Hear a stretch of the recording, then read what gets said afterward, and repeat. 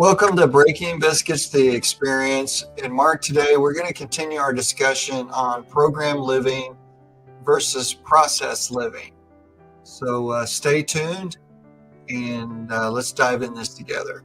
Yes.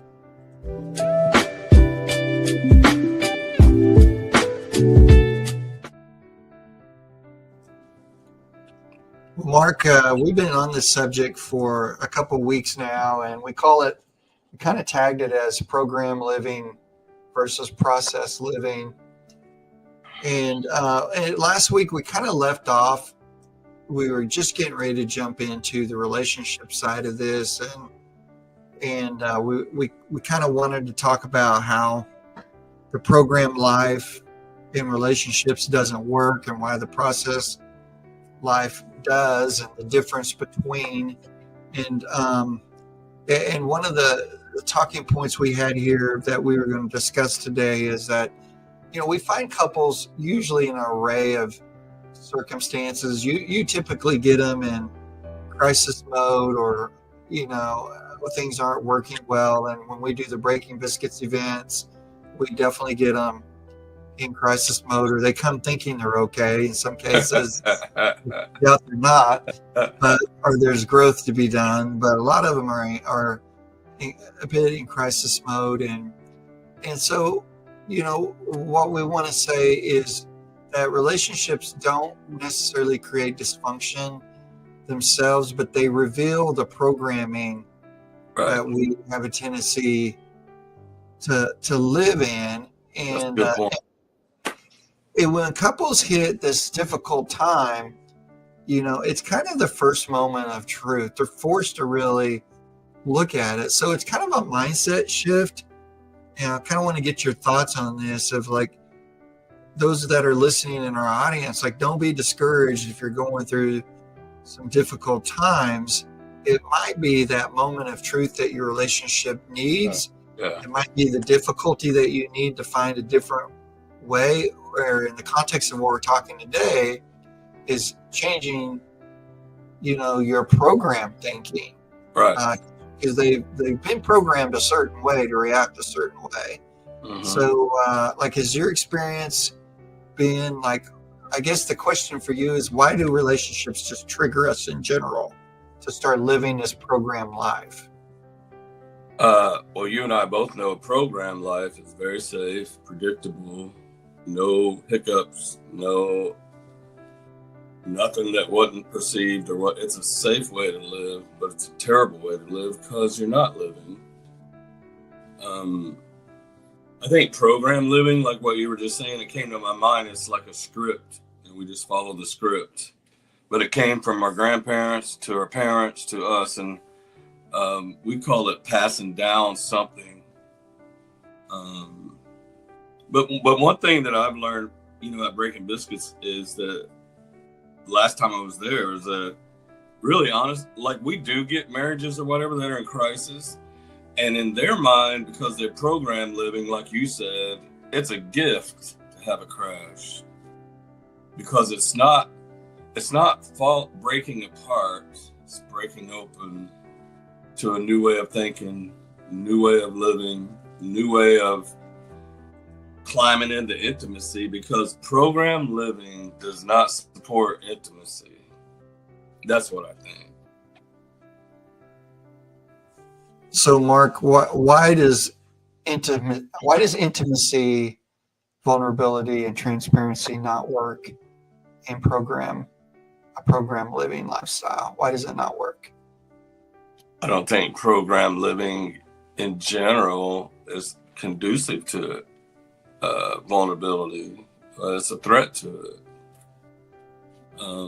If we take it back a notch and talk about the program living religious system, it works really well the way it's scripted, and they want everybody to fall in line and do the script. But when people start having major problems, or they want to come to this place of vulnerability, the program doesn't work then. That's been my experience. It just doesn't work anymore. And really, honestly, if you're out there listening today and you just say, hey man, I know there's got to be more. I don't know what's going on, but there's got to be more than what we're doing. Like, get up, kiss the wife, go home, work. Don't be transparent. Don't be vulnerable with anybody. Don't have any real, you know what I mean? Do the program. It only take you so far, but it's still that thing in their heart that you have always told me. I can't be fully loved and fully known in the program living. No, because you're living in a bubble. How could you be? I used your coin yesterday with a young man and coaching him or whatever you call it that we do, but it's successful businessman, right? And I said, well, he said, well, what do you think? And I said, well, I think you're stuck in image management and no one knows who you are and you desperately want to be known, but you're terrified at the same time. So he's in program living, very successful businessman. So he has to uphold a level or a vision or an image. And you kind of taught me about that. And when I told him, I said, you're living in image management. No one even knows who you are. Yeah, I think you try to be what you think everybody wants you to be, so that you are accepted and you are loved. You're doing it for the right motivation. Right. It just doesn't get the results that it's supposed to because it lacks. Well, you're not being authentic, obviously, and I think there's like levels of it of degree. Like we have a tendency to say, okay, let me show this part of you. This part of my life to you, but this part over here I don't want you to see. Right. And so like what we're talking about is to be holy, WHOLLY, if I spelled that right. Right. Being completely vulnerable in your true self. And anything short of that, to me, is a program mindset of we're still saying X plus Y equals Z. And we're just going through the motions in life. And like, I can use myself as a great example. Like I could show you my vulnerable business side and connect with people, but relationship wise, I wasn't vulnerable and open. Yeah. So like one half of me says like living a dual life. Right. And when you do that, it's miserable. I mean, it's absolutely a miserable life because it's just easier just to be you and just let the chips fall where they are. And likely, most people are very likable and lovable. Yeah. Especially the ones that think they're not. They usually are. It's like you want to slap them like, what are you thinking? You're the greatest person I know. Yeah. You think you're not enough, It's the ones that think they're awesome are the ones we can't stand to be around. Yeah, but to go back to your beginning point, how does program living affect versus process living affect relationship, aka especially like your mate? Yeah. Yeah, I mean, imagine that. Well, I can only imagine it. I've lived it, and it's always a temptation to play it safe, I guess. If you do program living, you play it safe. That's a good way to say it. Exactly what we're doing is we're playing it safe. It's like in my mind, I don't know why I went to that golf movie. You're going to play it safe and, hit it short, play it safe, 2-putt, or you're going to go for it. Yeah. And that's what program will make you do that. You end up in the sand pit if you go for it. That's okay. At least you went for it. Which kind of brings me to a point I wanted to talk to you about is when we think about process living, I think this is a picture of like understanding the differences. And that's kind of one of them is the need to, like we've talked about this before, but the need to be right or the need to control things. And here's a question is, are we willing to let go of the relationship needing to work in a certain way?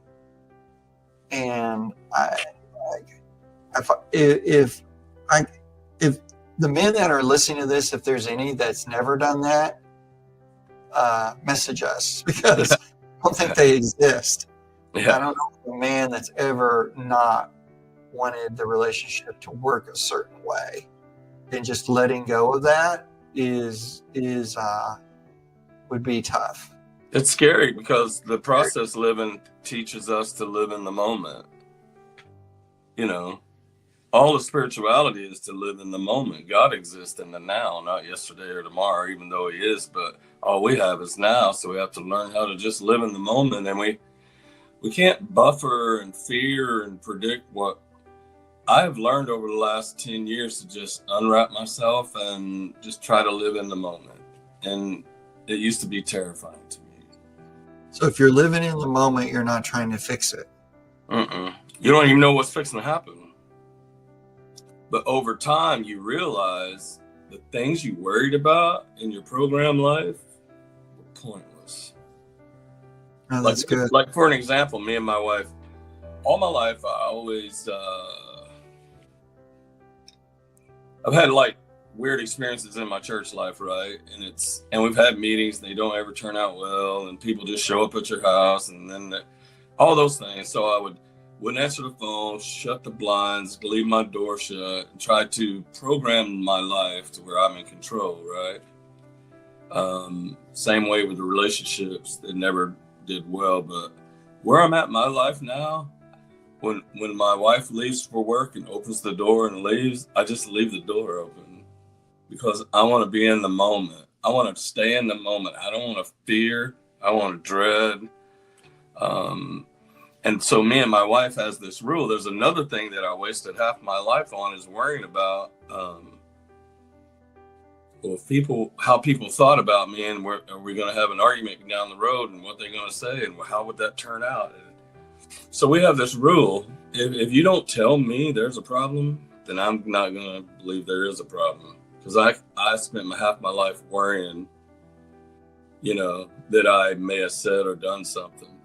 So if you don't call me when I call, or you disappear for a while, my imagination, I don't let it go to the program anymore. I just live in the moment. Say, well, they're busy, or they're sick, or they're whatever. Like, I don't put it on myself. If that makes sense. I'm like trying to visualize what you're saying, and I think what I'm hearing, and I think I can relate to this, the program living, because of what's been programmed in you, creates a vision or an image of whatever deficiency that we might think is there or that could be there, but it creates this vision or this story of an outcome, typically not good, right? Because we worry. So where process living, you're saying, is I'm just living in the moment. There is no story. The story is where we're at, what's going on right at this moment. Yeah. So the story is me. It's just me. It's just you. So you were telling me the other day about you kind of came to a different place about listening without fixing or defending. Tell our audience like your personal journey and then how you view that today. It's not only just our mates. We do it at work. We do it in meetings. We do it playing golf. We do it with our friends. Like, we are eternal fixers. And that's part of the program, taught us that you fix everything and avoid. You fix and avoid. And I learned a really, really long time ago that my wife didn't care about it. All she cared about was I feeling what she's trying to tell me. And program life won't allow you to feel. It causes you to want to fix. So I learned that my wife didn't need me to fix it. Like, in my brain, when she's telling me, like, well, here's what happened at work today, and I don't know I already got 3 answers for her. Which one do you want? Uh-huh. And then, but us men, we we give unsolicited advice at the worst time in the world. So what I have learned by living in the moment is I have learned to hear, to feel, and to understand without fixing, and only give advice when asked. And that takes time, but that pulls you out of the program. It feels weird. Like our son has these crabs, they're crazy. They in the shell, and the other night one was getting in another shell, and to see his body outside oh my God, it was creepy. I feel like I was watching a horror movie, but that's how you feel when you transition from program being in control, you got all the answers, you know what you should do, to just being in the moment and say, you know what, I understand you and I feel you. And until she asked me, what do you think I should do? I don't tell her. Yeah. Want to. Not saying I don't want to. Not saying I don't have answers ready for her. But that's not what she wants. And program teaches us there's an answer to everything. And process teaches us to live through everything. Oh, that's good. And to experience everything. Yeah. You know what I mean? John Maxwell says there's some problems that you can fix, but when you have a real problem, you just have to live through it. And we have to know the difference. Well, I mean, where does the growth take place? It's in the process living. It's in the process. So that's the other thing, that there's no growth in program living. Not really, because you've already arrived. Ask them. You already have the beginning and the end. Yeah, ask them. Yeah. And then they use that program to cast judgment and judge everybody around them, how could you build a relationship or a life with anyone like that? Yeah. So it's difficult. Program living, obviously, is being in the moment, and it could be scary and it could be messy, but we just take on what happens in the moment now. And I've been doing it for 10 years, and it's changed my whole life. It's just changed my whole life. Like, answer the phone when it calls, because I don't care who it is. Open the door. I just leave the door open if you come to the door. That's my story. And I'm sure people listening have their own version of it. Like the boss calls you into the office, you can't always go back into, well, this is going to go bad. But if you're process living, you just be in the moment. And I'm not going to worry about it until I get in that moment. I think it frees your mind. Yeah. It just frees your mind to be able just to the rest in that place. So Mark, here's a similar question: is can we be honest with life or any circumstance we're in without knowing the outcome? And the key is the honesty part. So give me an example. It's like not knowing the outcome of something. That would be terrifying in my former world. Program living. Right. So to control the outcome, we have a tendency to want to control the dialogue, whether it's honest or not, because we're afraid of the outcome. So, let's just take something simple. Your wife says, "Did you walk the dog today?" And you're like, "God, man, I'm tired. I don't want to listen to her yell at me. I know I didn't walk the dog." Yeah. I was going to tell her I did, because I want to control the outcome. I don't want her mad at me. Yeah. So you just created a massive problem. You have no idea. Yeah. And it starts with the little things, right? It's always the little things. The little foxes. I did a study about three, I don't know, maybe last year. And I started just contemplating that maybe faith, you got to have faith. You got to believe. But maybe faith my thought process was maybe faith isn't about outcomes.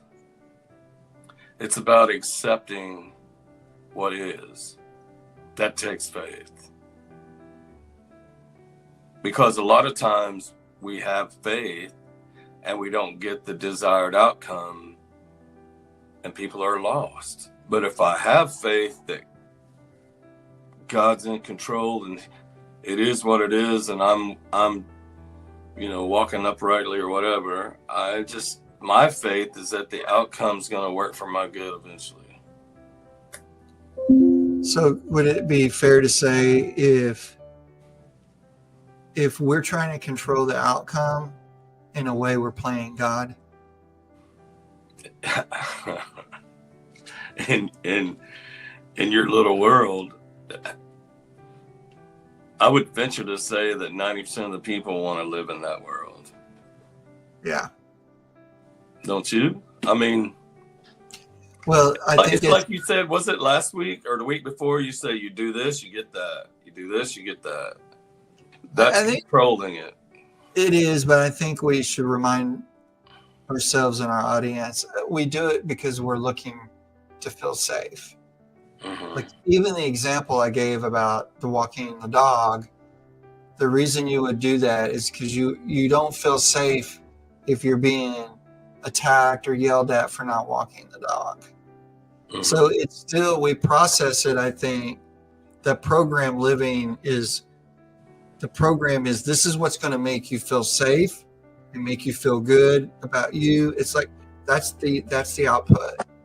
But image management. You're still it doesn't work is the problem. It's like you're better just taking the risk and telling and being honest without knowing the outcome, because it's usually not what you think it's going to be. Because you have these imaginations built up. Did the program living, we base a lot of those, like the dog story, would that also be because I've experienced bad encounters with not doing what I was supposed to do, so I go ahead and jump it this way? 100%. Yeah, you've got experience. There's a pattern, and you're trying to avoid the pattern. That's uncomfortable. You're controlling the narrative and the outcome. Yeah, or at least trying to. But then probably the other side is doing the same thing, right? So you've got both the man and the wife, both running their scripts, and they just collide, and that's why there's so much tension in the home. Yeah. So and besides, they have, every day I meet couples and they want me to help with this thing, but it's really this thing. It's the independent part of them that needs a little work and understanding, because they don't really love themselves. How could they possibly love someone else? Yeah. But they think if I get married, that love of that other person's going to fix me. That's an illusion there. Right. It may give you grace and opportunity. Yeah. I think that's a really good point. I hope our audience doesn't just slide over that one, because that's a big one of how we view ourselves. That's what you always say to me. How we view ourselves is how we end up treating each other. Uh-huh. If you want to change the way you treat others, is you got to change how you see yourself. And that's hard to do sometimes. You're made as a mirror. Relationships are a mirror. And they're reflecting, good or bad, parts of you. And you're seeing the part in them that you don't like, but is secretly really part of you that you don't like, if that makes sense. Yeah. Well, I'm going to take your black screen as our cue to close for the week. Yeah. But it's a great deal, man. We didn't get anywhere on our notes, so I assume we should just keep pressing on with it. Yeah, I think we've got more to share on this one, and we can, we can just pick this up next week, Mark. Yeah, I like for everyone to like, share, and comment, and especially on our YouTube side, just subscribe so you don't miss anything that we do. In the future, we'll probably do more of these than just the one Thursday, and we don't want you to miss it. But I get good reports a lot about that we're doing stuff, but we would love everyone to comment and share, or just say, "Hey, it meant a lot to me," or I have a question about this," and message us. So Yeah, the two old men and a computer needed some encouragement along the way every once in a while. oh yeah, it's like, are we on? Are we on track here or not? But You're getting darker by the minute. Yeah, your screen's black and my screen's going black. So I don't. As you can tell, we're not very technical here, but we certainly didn't control the outcome of this show. No, we're definitely in the process here. Well, I guess we'll sign off. So until next week, Mark, Breaking Biscuits, the experience. We love you guys. Thanks for listening, tuning in, and thanks for your comments in advance. But we love everybody out there, and we'll see you next week. Yep. See ya.